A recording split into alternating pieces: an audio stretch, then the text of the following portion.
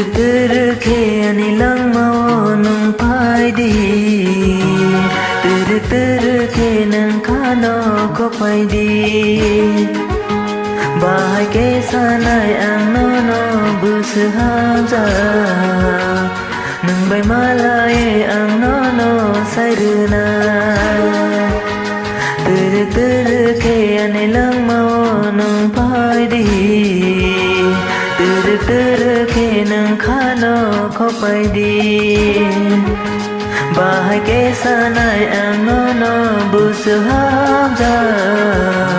nang bai malai ang nono sai runa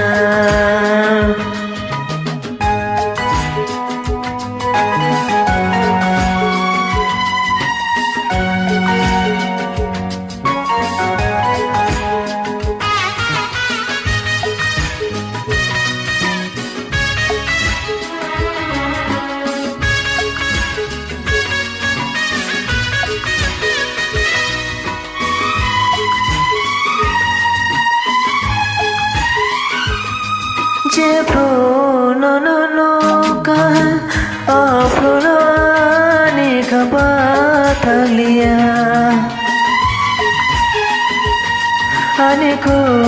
tinin mong no kare te ke bo fana kar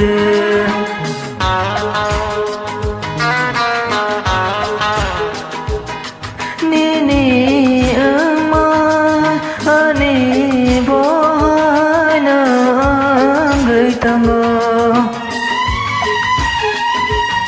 Okano no simi sene gita butong siyo ang le ang kanin lamani bage terke nang kano ko pai di terke anilang nang pai di terke nang khano ko pai di